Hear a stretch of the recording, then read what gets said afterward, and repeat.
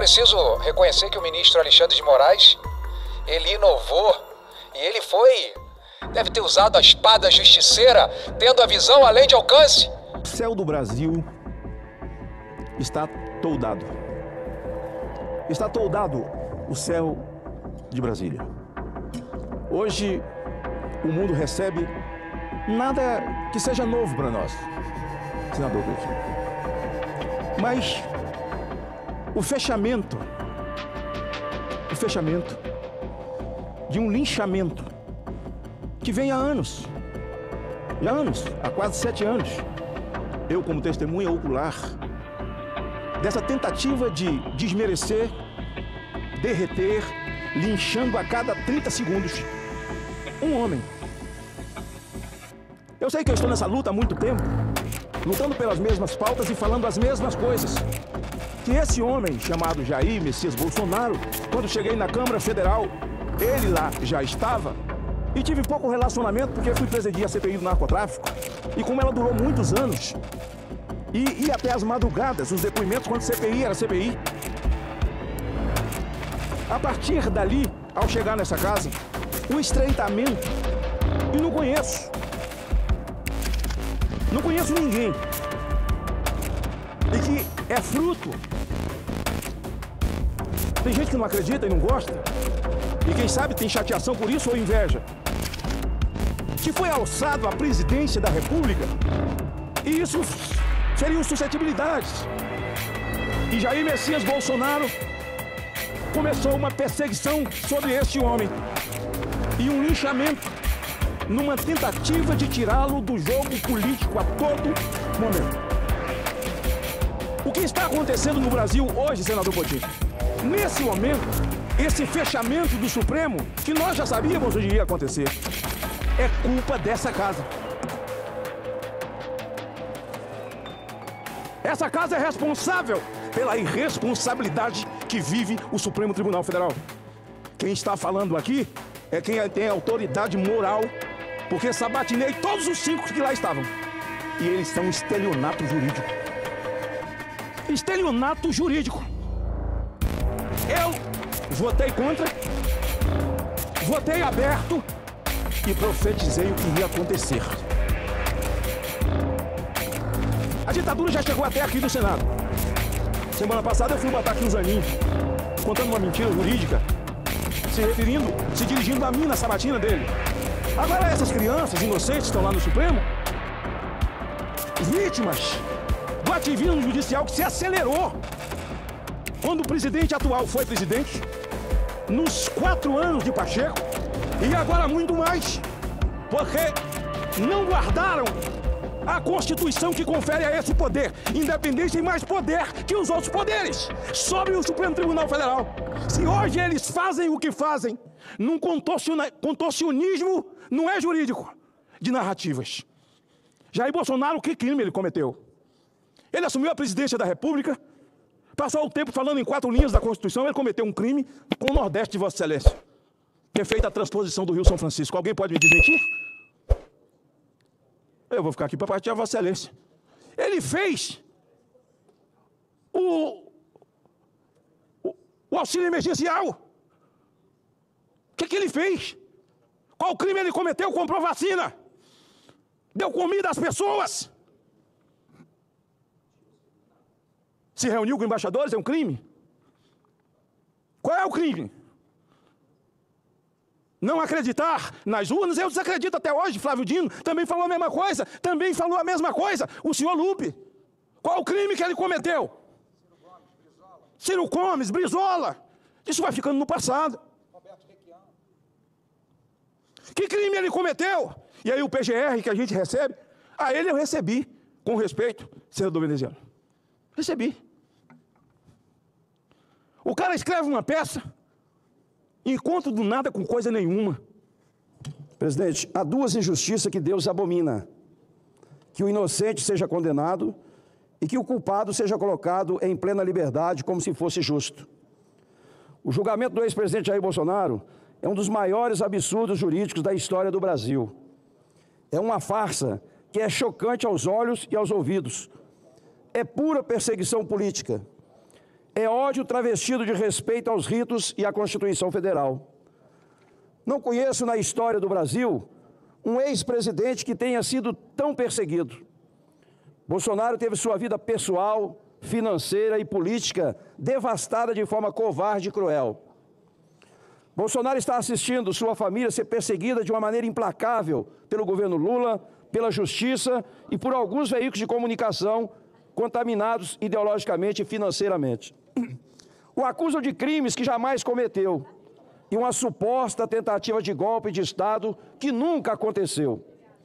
O Brasil está assistindo ao vivo e a cores a prática dessas aberrações jurídicas, pessoas sendo presas arbitrariamente e coagidas, defesas sendo cerceadas, famílias sendo destruídas. Meu Deus, onde tudo isso vai acabar?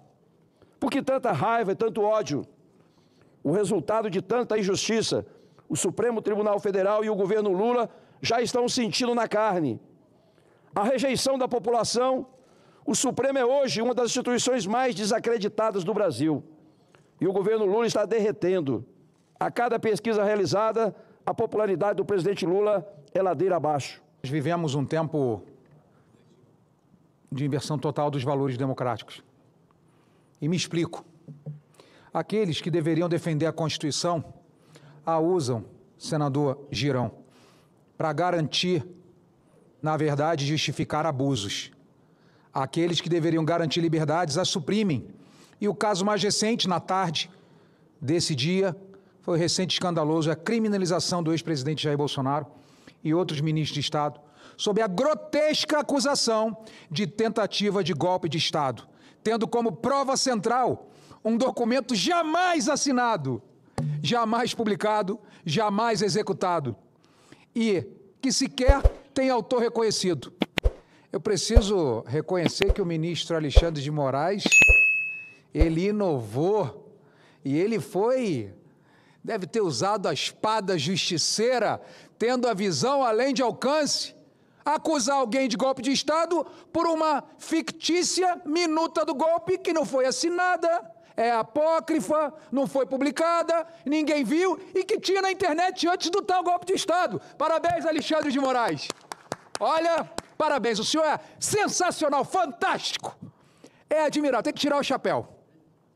Então, essa minuta do golpe, senhor presidente, como alguns resolveram apelidar esse papel, que mais nos parece um rascunho jurídico do que qualquer plano real, e desmonto aqui a farsa com base em fatos e na própria Constituição Federal. Ministro Alexandre, preste atenção. É para o senhor, com todo respeito. O que seria esse documento, senhor ministro Alexandre de Moraes? Trata-se de um texto não oficial, encontrado na casa do ex-ministro Anderson Torres, que sugeriria a decretação de estado de defesa no Brasil. Ministro Alexandre de Moraes, minuta do golpe é um apelido carinhoso que o senhor deu para um documento que traz uma proposição de estado de defesa. Ok? Então vamos botar o pingo nos is. O senhor que fala tanto em desinformação, em fake news, dá nome aos bois. O senhor é o ministro da nossa Suprema Corte, pô. Para de contar história, narrativa e usa o nome certo. O nome certo está aqui, ó. Aqui, eu imprimi para mostrar para o Brasil. Ministro Alexandre, o senhor não fala tanto de fake news, não fala tanto de narrativa, de discurso do ódio. Decreta estado de defesa. A câmera não vai pegar.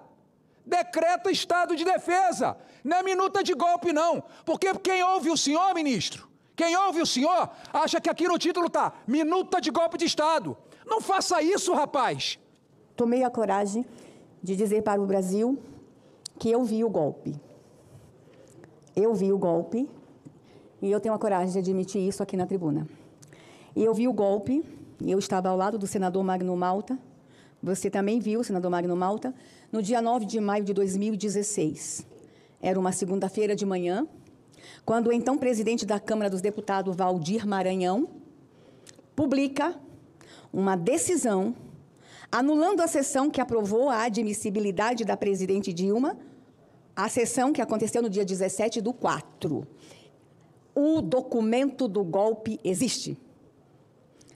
E parte dos ministros da Suprema Corte já eram ministros naquele dia. E eu não vi ninguém prender Valdir Maranhão, que atentou contra a democracia. Aquilo sim foi golpe de Estado. Uma decisão soberana do plenário da Câmara dos Deputados. E ele toma aquela decisão porque ele acolheu um pedido do então advogado-geral da União, José Eduardo Cardoso, que protocolou um recurso no dia 25 de abril, fora do prazo, porque o processo já tinha sido devolvido aqui, já tinha sido encaminhado para o Senado. A AGU protocola um documento fora do prazo, o presidente da Câmara profere uma decisão no final de semana. O que aconteceu nesse final de semana? Cadê as câmeras das reuniões que aconteceram esse final de semana, que autoridades conspiraram no Brasil contra a democracia? E a Suprema Corte fez o quê? Nada. Mas o golpe não encerrou aí. Dia 31 de agosto, eu também estava lá do senador Magno Malta. Senador Magno Malta, a gente tem uma história, né? Uma caminhada. Dia 31 de agosto, eu vi o golpe aqui nessa mesa, sob o protesto de Magno Malta e do senador Caiado. Eu me lembro do senador Caiado gritando, esbravejando. 31/8, presidia essa mesa o então presidente da Suprema Corte, Lewandowski, e que ele fatia o pedido de cassação, de impeachment da presidente Dilma, e ele, com um destaque do PT, muda a Constituição. Isso foi golpe. Ou não foi golpe? Contra a democracia, contra a Constituição. E ele separa o julgamento da inabilitação da presidente Dilma para exercer funções públicas por 8 anos e a perda de mandato. Eu vi o golpe. E o golpe que eu vi tinha documentos assinados por autoridades. Cadê o documento assinado pelo presidente Bolsonaro, ministro Alexandre? Mostra. Mostra um ato normativo, um decreto presidencial, um ato normativo do presidente Bolsonaro que se configura golpe. Não existe. Mas o meu presidente hoje passou por um dos dias mais terríveis da sua vida. O meu presidente está sendo acusado de golpe. O que eu tenho de dizer aqui? Estão querendo sacrificar um homem para acabar com o bolsonarismo. Mas deixa eu mandar um recado para a Suprema Corte. Não vão acabar com o bolsonarismo. O perdeu mané não é para nós. O bolsonarismo não se resume a um homem. É um movimento. Se nós considerarmos o resultado das urnas de 2022, e lá está, metade do Brasil ama Bolsonaro. É um movimento de metade de nação. Não é movimento de 4, 5, 6, 7 parlamentares. A metade dessa nação, segundo o resultado oficial publicado da urna, o oficial publicado, metade da nação ama Bolsonaro. Isso quer dizer que mesmo que se processe um homem, mesmo que ousem prender este homem, não vão calar metade de uma nação. Sobre a questão, né, desse julgamento que colocou o ex-presidente Bolsonaro agora como réu, sobre essa suposta, né, minuta de golpe, que não teve golpe, verdade. Mas eu vou mostrar para vocês aqui, gente, descrever a verdadeira minuta de golpe. 60 delações, 32 condenações, mais de 3 mil evidências nos autos processuais, 4-0 no STJ, 3-0 no TRF4, 1-0 na vara criminal, mensalão, petrolão. Teve nego aí que estava até com dinheiro na cueca. Então, quero falar o seguinte aqui, para alguns políticos, o povo não, porque o povo é o patrão, o povo que manda, mas político, lave a boca para vir falar do Bolsonaro. Se Deus descer aqui agora na terra e abrir o livro, a capivara de cada político desse Brasil aqui, meu amigo, você não vai virar réu não, você não vai para cadeia não, você vai para o fogo do inferno. Porque roubar dinheiro público, desviar dinheiro público, não deveria, igual eu estou vendo aqui até falar, nessa questão da ficha limpa, de flexibilizar ela, não deveria ser nem 8 anos. Nego que rouba dinheiro público, que desvia dinheiro público, jamais deveria ser político na vida. Pelo contrário, deveria ter prisão perpétua. Então, lave a boca para falar. Vamos lembrar do passado, um passado bem presente. Estou vendo um monte de político vir para a rede social, vir falar do Bolsonaro. Lave a boca para falar do Bolsonaro. Olha o seu passado, rapaz. Olhe para você. Olhe para a sua capivara. Presta atenção de quem que você está falando. Vocês não têm moral nenhuma, é zero de falar do presidente Bolsonaro. Zero. E eu queria chamar a atenção aqui, porque tem mais aqui, viu, gente? Quero deixar bem claro. Vamos lembrar quem está julgando isso aqui. O Zani, que é advogado pessoal do Lula. Eu tenho propriedade para falar aqui, porque eu votei contra e fiz campanha contra. Flávio Dino, amigo pessoal do Lula também. Quer dizer, que julgamento político. Isso é uma palhaçada que virou esse país aqui. Eu também votei contra e fiz campanha contra o Flávio Dino. Agora eu quero chamar a atenção aqui. Olha quem falou isso aqui, ó. Eu estou falando não, foi um ex-ministro do STF. Marco Aurélio, ex-ministro do STF, disse que nunca viu processo criminal não ser julgado no plenário. Em 31 anos como ministro do STF, jamais um processo criminal foi julgado na turma, sempre foi levado a plenário. É nem sei falar essa palavra, um descalabro o que está sendo feito. Marco Aurélio está falando aqui, ó. Marco Aurélio. Eu tenho uma fala do Nicolas, né, que viralizou no Brasil inteiro, que fala assim, se não parar o Lula, vai parar o Brasil. Eu quero falar o seguinte, se prender o Bolsonaro, vai parar o Brasil. Justiça do Brasil, que é uma justiça imunda. E eu quero falar por que eu não tenho medo de falar isso não, viu? A justiça do Brasil é imunda. Imunda.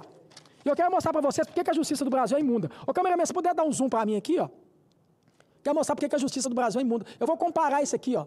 Essa aqui está presa e pode pegar uma condenação de 14 anos e uma multa de 30 milhões de reais. A Débora Rodrigues está aqui, ó, 30 milhões de reais, por ter sujado um patrimônio público. Vou repetir, ela sujou um patrimônio público, a Débora. Agora, esse cidadão aqui, ele pegou 400 anos de condenação. Eu canso de falar isso para vocês. Para ele poder pagar, ele tem que estar muito bem saudável e ressuscitar 4 vezes. Esse cidadão está solto, ele desviou 300 milhões da saúde no Rio de Janeiro, ele desviou dinheiro público. A Débora sujou um patrimônio público. Esse aqui desviou um dinheiro público. Pergunta se ele devolveu os 300 milhões. Pergunta se teve uma multa de 300 milhões para pagar. Não, ele está solto, rindo da cara do povo, dando dica de cinema, de filme, e está querendo no ano que vem vir candidato. Por isso que eu falo aqui, eu não tenho o poder da caneta para poder fazer justiça, mas eu tenho o poder da minha boca para poder encher a minha boca para falar. Nós temos uma justiça imunda nesse país.